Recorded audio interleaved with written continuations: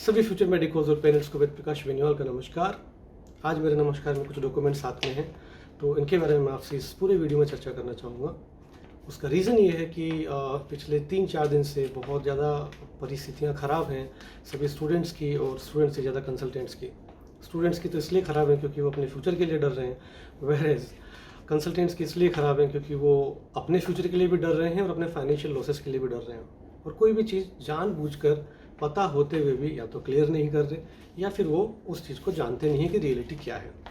तो आज के इस वीडियो में हम लोग बात करेंगे CHED, commission of higher education department Philippines की, कि ये बोर्ड किस तरीके से रेगुलेट करता है या ये बॉडी किस तरीके से मेडिकल एजुकेशन को चलाती है, मेडिकल एजुकेशन को कंप्लीट करने के लिए उनके क्या रूल्स एंड रेगुलेशंस हैं, वो सारा मैं आपको इस वीडियो में बताऊंगा। और ध्यान रखिएगा कि हम अपना व्हाट्सअप नंबर देंगे इस वीडियो में। यदि आपको ये सारे डॉक्यूमेंट्स की कॉपी चाहिए, लिंक चाहिए, तो प्लीज़ आप हमें व्हाट्सअप कर दीजिएगा। और एक आपसे गुजारिश है कि हमें थोड़ा समय लग सकता है आपको ये सारे लिंक भेजने में, लेकिन हम हर जो भी मैसेज हमारे को व्हाट्सएप पे मिलेगा हम उसको लिंक ज़रूर शेयर करेंगे, जिससे आप ये सारे डॉक्यूमेंट्स अपने आप से प्रिंट आउट लीजिए या ऑनलाइन पढ़िए, और जो भी पॉइंट्स मैं बता रहा हूँ आप उसमें देखिए। मैंने जो पढ़ा है और मैंने जो समझा है उसी हिसाब से मैं ये वीडियो बना रहा हूँ, और वही उन्हीं चीज़ों का मैं जिम्मेदार हूँ जो मैं समझ के बोल रहा हूँ। हो सकता है मैं गलत हूँ, लेकिन इसलिए आप अपने विवेक का उपयोग करें, अपने खुद के दिमाग का उपयोग करें। यदि आपको कोई चीज़ें समझ में नहीं आती तो आप किसी और की सहायता भी ले सकते हैं, लेकिन इन डॉक्यूमेंट्स का प्रिंट आउट या ऑनलाइन आप इनको एक बार ज़रूर पढ़ें, उसके बाद आप डिसाइड करें कि आपको आगे क्या करना है। इसलिए हम शुरुआत करते हैं इस पेपर से, जिसको commission on higher education chaired memorandum order number 18 series of 2016। अब इसमें सारा गाइडलाइंस दिया हुआ है, जैसे हमारे एनएमसी ने गाइडलाइन दिया है वैसे यहाँ चेड ने गाइडलाइन दिया है। अब एनएमसी में जो गैजेट आया है उसके लिए स्टूडेंट्स के फेवर के लिए, सो कॉल्ड फेवर के लिए बहुत सारे कंसल्टेंट्स भी कोर्ट वगैरह जा रहे हैं। I wish all them best कि बच्चों के फेवर में कुछ अच्छा डिसीजन है और हो सके उससे आपका भी कुछ भला हो जाए, अच्छी बात है सभी के लिए। लेकिन अब हम इसमें बात करते हैं डिग्री का नाम। इस फिलीपींस में जो डिग्री आपको दी जाती है उसको एमडी बोला जाता है, पोस्ट बैचलर डिग्री है वो। और यहाँ पे डिग्री कंप्लीट होने के बाद पीएलई का एग्ज़ाम लगता है। वो कैसे लगता है, उसके लिए क्या क्राइटेरिया है, वो हम पूरा बताएंगे। इसमें पेज नंबर 2 पे 3.2 एक पॉइंट है जिसमें लिखा है nature of the field of study, the doctor of medicine program is at least a 4-year post baccalaureate program. अब ये एमडी की डिग्री 4 साल की है, इसमें कोई इंटीग्रेशन नहीं है और इसमें कुछ भी जुड़ा हुआ नहीं है। इस पॉइंट पे आप ध्यान दीजिएगा। अब हम आते हैं ड्यूरेशन। इसके लिए page number 5 article 5 curriculum duration. It shall 6.2 duration. It shall be a full-time study of at least 4 years, the fourth year of which shall be a complete 12 months rotating clinical clerkship undertaken mainly in the base hospital with level 3 DOH classification with accredited residential training program in medicine, surgery, pediatric and obs-gynae. The program should be at least 1440 hours per year level for the first 3 years and 2080 hours for the fourth year or clinical clerkship for a total 6400 hours for the entire MD program। यानी कि आप जब 4 साल के MD की degree करेंगे तो आपको पहले 3 साल 1440 आवर्स की आपकी क्रेडिट्स होनी चाहिए पर ईयर। 3 साल तक आपको ये पढ़ना है 1440 आवर्स के हिसाब से, और लास्ट ईयर में आपकी जो क्लर्कशिप है वो 2080 आवर्स की होनी चाहिए। और आपका ट्रेनिंग प्रोग्राम जो है उसमें medicine, surgery, PD and obs-gynae ये सब्जेक्ट कवर होने चाहिए। तो आप ध्यान दीजिएगा, यहाँ 12 महीने की कुछ भी ऐसी डिटेल्स नहीं दी हैं कि आप रोटेशनल इंटर्नशिप करेंगे। इंटर्नशिप पे मैं इसके बाद आऊँगा, होती है कि नहीं होती। आज तक आपने यही सुना है कि इंटर्नशिप होती है, ये सारी चीज़ें क्लियर कर देगा नोटिफिकेशन। इसके बाद हम आगे आते हैं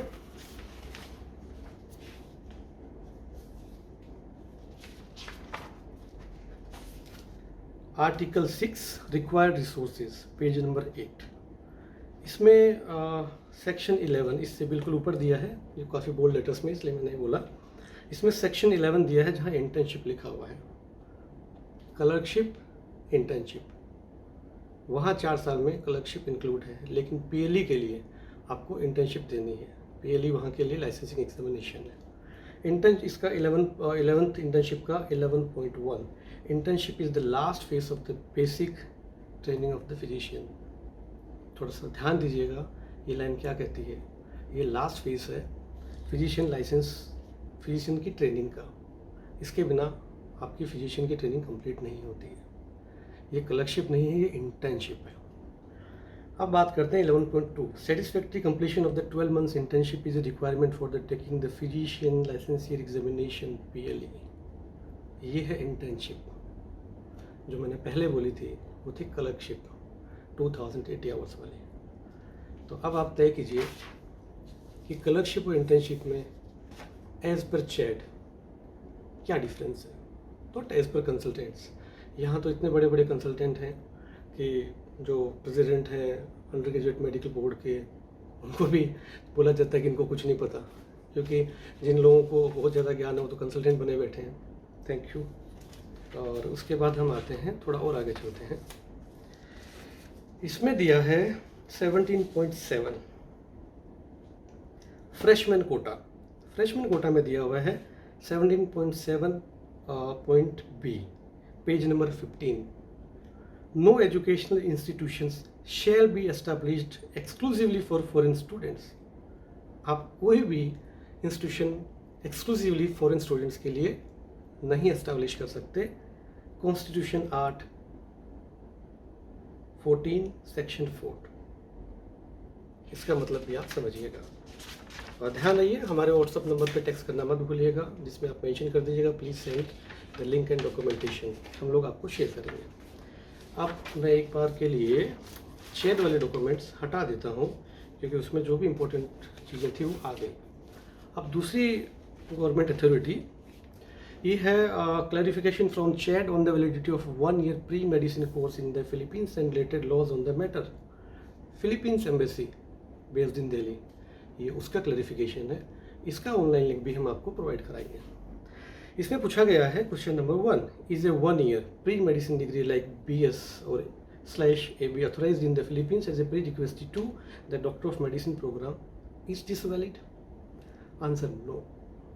फिर इन्होंने हवाला दिया है फिलीपींस मेडिकल एक्ट 1959, और जो मैंने आपको चैट वाला बताया था उसी के बारे में इन्होंने कुछ लीगल लैंग्वेज यूज़ की है, जो शायद टफ रहेगी, लेकिन जब आप पेपर पढ़ेंगे तो आपको अंदाजा आएगा। इसके बाद में दोबारा से आता है कि section 6 minimum required courses. Student seeking admission to the medical course must have a bachelor of science और बैचलर ऑफ आर्ट्स डिग्री और their equivalent and must have taken in 4 years the following subjects with the corresponding number of units. इसके बाद इसमें फिर से एक चीज़ आती है, can they get, question number 2, can they get a degree in just 1 year from a school in the Philippines even if they studied in India and are eligible to enroll in medicine proper? Is this true? Answer no. Again the Philippine Medical Act of 1959 is clear. अब आते हैं हम इसके और आगे, third and last, Philippines embassy का last. Documents complete नहीं हुए हैं। थर्ड क्वेश्चन है, in every advertisement, hoarding boards and their websites they have mentioned that they are fully approved by CHED. Has CHED approved a 1 year BS in India followed by a 1 year BS in the Philippines and then followed by medicine proper? Answer is no. The Commission on Higher Education has not approved nor authorized a 1 year pre-medicine course, as this would be illegal or contrary to the pertinent provision of the Philippine Medical Act of 1959. As already explained above, as well as the pertinent policies, standards and guidelines of specific degree programs such as the AB Psychology or BS Biology programs, which are popular pre-medicine courses. At the last, no such authorization has been given to any educational institution to operate 1 year pre-medicine program. As well, medical institutions are bound by the Philippine Medical Act of 1959. ये था chat की तरफ से clarification, जो आपको Philippines embassy की website पे मिलेगा। अब हम आते हैं थर्ड पे, Indian embassy. Last but not least, yes mention करना भूल गया था, ज़रूरी है।